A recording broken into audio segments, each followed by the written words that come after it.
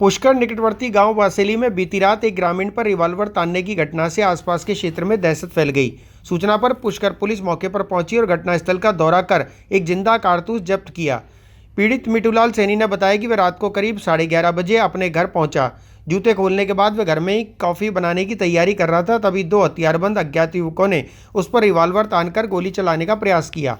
डर के मारे वह बाहर की ओर भागा और चिल्लाया। उसकी आवाज़ सुनकर उसके परिवार के सदस्य और दोस्त आ गए और युवक फरार हो गए। ये एक जांच का विषय है और पुलिस इन्वेस्टिगेशन के बाद ही पता चल पाएगा कि सच्चाई क्या है, इस घटना में कितनी सच्चाई है और घटना घटित हुई है या किस प्रकार की घटना है। अभी तक तो प्रथम सूचना वो खुद कंप्लेनेंट ने अभी थाने पे दी नहीं है। जैसे ही देगा उसके बाद ही इन्वेस्टिगेशन प्रारंभ हो जाएगा। रात को हम लोग वहाँ पे पहुँच गए थे।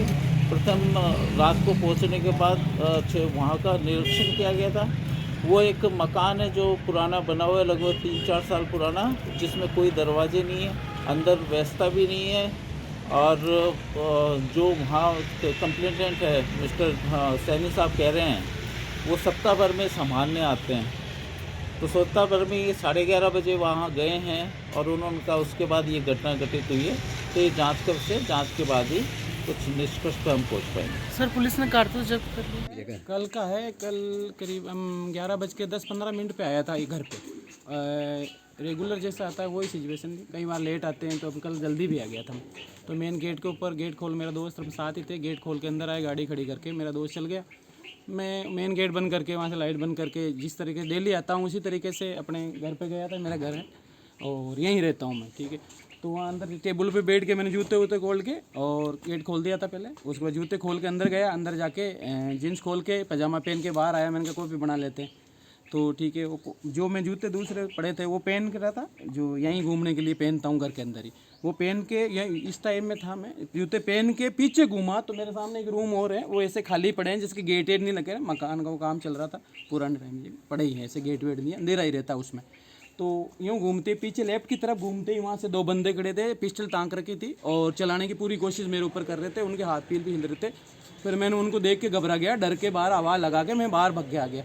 आके मेरे रास्ते में कच्ची जगह वहाँ गिर भी गया, गिर के बाहर गेट के ऊपर चढ़ गया था। गेट वैसे बनता मेन गेट होता है मेरा मकान का। तो वहाँ जाके मैंने चिल्लाया तो मेरे भाई वगैरह सब आगे, भतीजे वगैरह मेरे दोस्त वगैरह सब आ गए थे। यहाँ मैं अकेला ही रहता हूँ ये, और हमारा वो मेन सामने घर है, वो दूर है नहीं, मैं इधर ही रहता हूँ, बस ये है। तो संदेह क्या है, संदेह ऐसा तो कुछ मेरा किसी से कोई जाति दुश्मनी नहीं है और किसी से मैं कोई बैर दुश्मन नहीं है, कोई पैसे का लेन देन नहीं, ऐसा कुछ नहीं है मेरा। सबसे मैं प्रेम भाव से रहने वाला हूँ। मेरा फोटोग्राफी का काम है, सबसे प्रेम से रहता हूँ।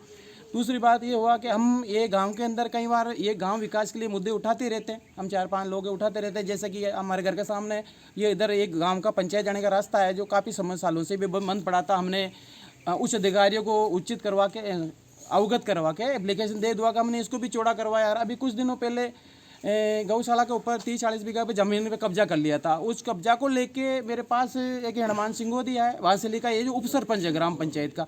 तो उसका फ़ोन आया, बोला ये क्यों कर रहा है, ये क्या हटवा रहा क्यों है, वापस क्यों कर। मैंने गौचर की हिंदू हो और आप ये सोचते हो तो गौशाला के लिए अच्छी बात है, आप गलत रोक रहे हो, ये गौचर के चढ़ने के लिए रहने दो जगह, ऐसे करके हमने हटवाया। तो बोला अभी बात थारो ध्यान रख जे, मतलब मैंने कहा मेरा ध्यान रखे तो क्या। बोला नहीं थारो ध्यान रख जे। मैंने ध्यान रखे थे भाई साहब, क्या मार थोड़ी दोगे यार, मेरे को करने वाला तो ऊपर वाला है। तो मेरी उनसे भी ये बात, लोग थे रात को।